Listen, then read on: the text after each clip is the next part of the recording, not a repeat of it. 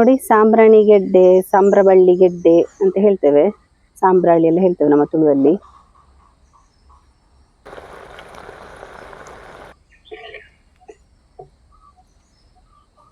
ಹೇಗೆ ಬಂದಿದೆ ನೋಡಿ ನಮ್ಮ ಸಾಂಬ್ರಾಣಿ ಗೆಡ್ಡೆ ಸಾಂಬಾರ್. ಚಳಿಗಾಲಕ್ಕೆ ಮಾತ್ರ ಸಿಗುವಂತ ಸಾಂಬ್ರಾಣಿ ಗೆಡ್ಡೆ ಇದು, ಬೇರೆ ಸೀಸನ್ ಅಲ್ಲೆಲ್ಲ ಸಿಗುದಿಲ್ಲ. ಚಳಿಗಾಲದಲ್ಲಿ ಉಂಟಲ್ಲ, ಹೆಚ್ಚಾಗಿ ಒಂದು ತರಕಾರಿ ಸ್ಪೆಷಲ್ ಆಗಿ ಸಿಗ್ತದೆ. ಅದ್ಯಾವುದಂತ ಹೇಳಿದ್ರೆ ಈ ಸಾಂಬ್ರಾಣಿ ಗೆಡ್ಡೆ. ನಾನಿವತ್ತು ಬ್ರಾಹ್ಮಣರ ಶೈಲಿಯ ಸಾಂಬ್ರಾಣಿ ಗೆಡ್ಡೆ ಸಾಂಬಾರ್ ಯಾವ ರೀತಿ ಮಾಡೋದು ಅಂತ ಹೇಳಿ ತೋರಿಸಿ ಕೊಡ್ತೇನೆ. ಭಾರಿ ರುಚಿಯಾಗಿರ್ತದೆ, ಹಾಗೆ ಹೆಲ್ತಿ ಕೂಡ ಭಾರಿ ಒಳ್ಳೇದು. ಹೇಗೆ ಮಾಡೋದು ಅಂತ ಹೇಳಿ ನೋಡುವ ಅಲ್ಲ. ವಿಡಿಯೋ ಸ್ಟಾರ್ಟ್ ಮಾಡುವ. ನಾನು Asha Udupa Kateel. Welcome back to Karavali mirror.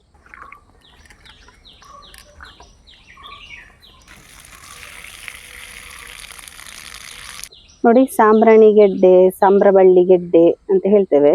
ಸಾಂಬ್ರಾಣಿ ಎಲ್ಲ ಹೇಳ್ತೇವೆ ನಮ್ಮ ತುಳುವಲ್ಲಿ. ಇದೆಲ್ಲ ಇವಾಗ ಆಗುವಂತ ಸೀಸನ್. ನೋಡಿ, ಚಂದ ತೊಳೆದಿದ್ದೇನೆ. ಇನ್ನಿದರ ಸಿಪ್ಪೆ ತೆಗಿಲಿಕ್ಕೆ ಸ್ವಲ್ಪ ಕಷ್ಟ. ನಾನೊಂದ್ಸಲ ಇದನ್ನು ಹಬೆಯಲ್ಲಿ ಬೇಯಿಸಿ ನಂತರ ಸಿಪ್ಪೆ ತೆಗಿತೇನೆ. ನೋಡಿ, ಕುಕ್ಕರ್ ಒಳಗಡೆ ಈ ತರ ಒಂದು ಪಾತ್ರದಲ್ಲಿ ಹಾಕಿ ಬೇಯಿಸೋದು. ನೀರೆಲ್ಲ ಏನು ಹಾಕ್ಲಿಕ್ಕಿಲ್ಲ, ಅದು ಹಬೆಯಲ್ಲೇ ಬೇಯಬೇಕು.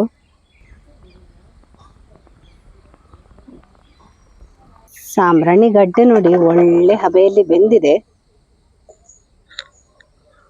ಸ್ವಲ್ಪ ತಣ್ಣದಿದೆ ಅಂದ್ರೆ ಬಿಸಿ ಬಿಸಿ ನಮಗೆ ಸಿಪ್ಪೆ ತೆಗಿಲಿಕ್ಕೆ ಕಷ್ಟ ಆಗ್ತದೆ. ನೋಡಿ, ಈ ತರ ಉಂಟಲ್ಲ, ತೆಗಿಲಿಕ್ಕೆ ಬರ್ತದೆ ಸಿಪ್ಪೆ.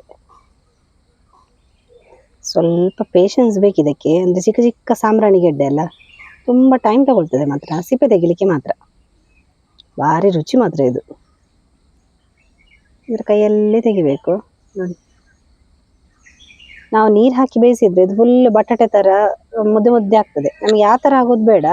ಇದನ್ನ ಮತ್ತೆ ದೊಡ್ಡ ದೊಡ್ಡದು ಸಾಂಬ್ರಾಣಿ ಇದ್ರೆ ಅದನ್ನ ಕಟ್ ಮಾಡ್ಲಿಕ್ಕೆ ಉಂಟು. ನೋಡಿ, ಇಷ್ಟು ಸಾಂಬ್ರಾಣಿ ಸಿಕ್ಕಿದೆ. ನಾನು ಸಾಂಬ್ರಾಣಿಯನ್ನ ಸ್ವಲ್ಪ ದೊಡ್ಡ ದೊಡ್ಡದು ಗಡ್ಡೆ ಇದ್ದಿದ್ದನ್ನ ಕಟ್ ಮಾಡ್ತೇನೆ. ತುಂಬಾ ಚಿಕ್ಕದಾಗಿ ಏನು ಕಟ್ ಮಾಡ್ತಾ ಇಲ್ಲ. ನೋಡಿ, ಈ ತರ ದೊಡ್ಡ ದೊಡ್ಡದು ಇದ್ದಿದ್ದನ್ನ ಹೀಗೆ 2 ಪೀಸ್ ಮಾಡ್ತೇನೆ ಅಷ್ಟೇ. ಸಣ್ಣ ಗಡ್ಡೆ ಇದ್ರೆ ಇಡೀ ಹಾಕುವ. ಸ್ವಲ್ಪ ದೊಡ್ಡ ದೊಡ್ಡದು ಗಡ್ಡೆ ಇದ್ರೆ ಈ ತರ ಚಿಕ್ಕದಾಗಿ ಕಟ್ ಮಾಡಿ ಹಾಕಿದ್ರೆ ಆಯ್ತು. ಫಸ್ಟಿಗೆ ಉಂಟಲ್ಲ, ನಾವು ಮಸಾಲೆನ ರೆಡಿ ಮಾಡುವ. ಸಾಂಬ್ರಾಣಿ ಗೆಡ್ಡೆ ಸಾಂಬಾರಿಗೆ ಸಿಂಪಲ್ ಆದ ಮಸಾಲೆ, ಏನು ತುಂಬಾ ಏನು ಕಷ್ಟ ಇಲ್ಲ ಮಾಡ್ಲಿಕ್ಕೆ. ಮಸಾಲೆಗೆ ಬೇಕಾಗಿ ನಾನಿಲ್ಲೊಂದು 2 ಚಮಚದಷ್ಟು ತೆಂಗಿನೆಣ್ಣೆ ಹಾಕ್ತಾ ಇದ್ದೇನೆ. ಶುದ್ಧ ತೆಂಗಿನೆಣ್ಣೆ. 1 ಚಮಚದಷ್ಟು ಉದ್ದಿನಬೇಳೆ, 1 ಚಮಚದಷ್ಟು ಕಡಲೆಬೇಳೆ. ಇದನ್ನು ಸ್ವಲ್ಪ ಹುರಿಯುವ. ತುಂಬಾ ಕೆಂಪಾಗಬೇಕಂತ ಏನಿಲ್ಲ. ಮತ್ತೆ ನಮ್ಮ ಉಡುಪಿ ಕಡೆಯಲ್ಲೆಲ್ಲ ಈ ಸಾಂಬಾರ್ ಪುಡಿ ಮಾಡಬೇಕಾದ್ರೆ ಈ ಕಡಲೆಬೇಳೆಯನ್ನು ಜಾಸ್ತಿಯಾಗಿ ಹಾಕ್ತೇವೆ ನಾವು. ನೋಡಿ, ಸ್ವಲ್ಪ ಕೆಂಪಾಗ್ತಿದ್ದ ಹಾಗೇನೆ 1 ಚಮಚದಷ್ಟು ಕೊತ್ತಂಬರಿ, 1 ಚಮಚದಷ್ಟು ಜೀರಿಗೆ, ಒಂದು ಅರ್ಧ ಚಮಚದಷ್ಟು ಮೆಂತೆ, ಸ್ವಲ್ಪ ಹುರಿತಾ ಇದ್ದ ಹಾಗೇನೆ ನಾನಿಲ್ಲೊಂದು 7 ರಿಂದ 8 ಬ್ಯಾಡಗಿ ಮೆಣಸು ಹಾಕೋತೇನೆ. ಬ್ಯಾಡಗಿ ಮೆಣಸು ಏನು ಖಾರ ಇಲ್ಲ, ಹಾಗೆ ನಾನು ಸ್ವಲ್ಪ ಜಾಸ್ತಿ ಹಾಕಿದೆ. ಬ್ಯಾಡಗಿ ಮೆಣಸು ಸ್ವಲ್ಪ ಉಬ್ಬಿ ಬರಲಿ. ಮಸಾಲೆಗೆ ಇಷ್ಟೇ ಪದಾರ್ಥ ಹಾಕ್ಲಿಕ್ಕೆ, ಮತ್ತೇನು ಹಾಕ್ಲಿಕ್ಕಿಲ್ಲ. ನಾನಿಲ್ಲಿ ಮತ್ತೆ ಪರಿಮಳಕ್ಕೆ ಲಾಸ್ಟಿಗೆ ಒಂದು ಬೇಸಪ್ಪ ಹಾಕ್ತಾ ಇದ್ದೇನೆ.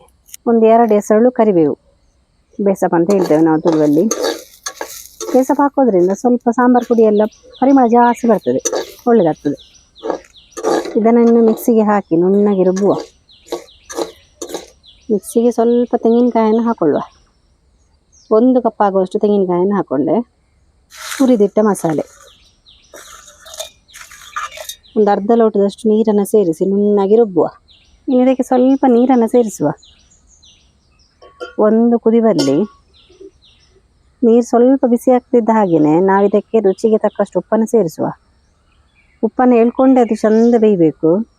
ಹಾಗೆ ಒಂದು ಅರ್ಧ ಚಮಚದಷ್ಟು ಅರಶಿನ, ನೆಲ್ಲಿಕಾಯಿ ಗಾತ್ರದಷ್ಟು ಬೆಲ್ಲ, ಹುಣಸೆ ಹುಡಿ ಕಿವುಚಿಟ್ಟಂತಹ ನೀರು, ಒಂದು 3 ರಿಂದ 4 ಸ್ಪೂನ್ ಇದೆ. ಈ ಕರಿಬೇವನ್ನು ಹಾಕ್ತೇನೆ, ಒಳ್ಳೆ ಪರಿಮಳ ಬರ್ತದೆ ಈ ಥರ ಹಾಕೋದ್ರಿಂದ. ಸರಿ ಕುದಿಲಿ. ಮೀಡಿಯಂ ಉರಿಯಲ್ಲಿ ಇಡಬೇಕು. ಒಂದು 10 ರಿಂದ 15 ನಿಮಿಷ ಹಾಗೆ ಬೇಯಲಿದ್ದು. ನೋಡಿ, ಒಂದು ಅರ್ಧ ಕಪ್ ಆಗುವಷ್ಟು ತೊಗರಿಬೇಳೆಯನ್ನು ಚಂದ ಬೇಯಿಸುವ. ಲಾಸ್ಟಿಗೆ ಹಾಕ್ಲಿಕ್ಕೆ ಉಂಟು ನಮ್ಮ ಸಾಂಬಾರಿಗೆ.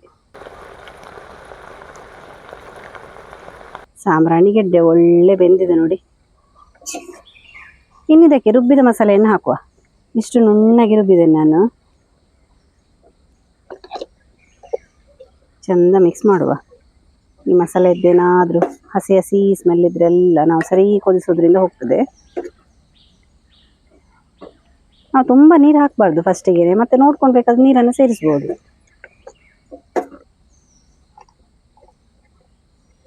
ಮಸಾಲೆಯಲ್ಲಿ ಸ್ವಲ್ಪ ನೀರಿತ್ತು, ಅದನ್ನು ಸೇರಿಸ್ತಾ ಇದ್ದೇನೆ ಇವಾಗ. ತೊಗರಿಬೇಳೆಯನ್ನು ಕೂಡ ಒಟ್ಟಿಗೆ ಹಾಕ್ತಾ ಇದ್ದೇನೆ.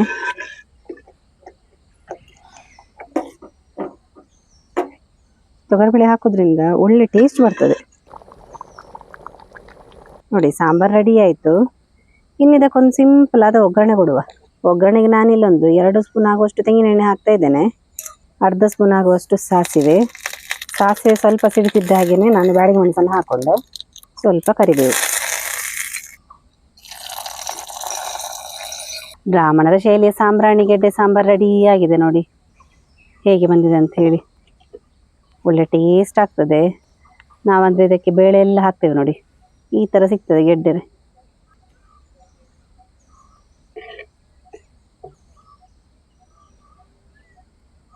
ಹೇಗೆ ಬಂದಿದೆ ನೋಡಿ ನಮ್ಮ ಸಾಂಬ್ರಾಣಿ ಗೆಡ್ಡೆ ಸಾಂಬಾರು.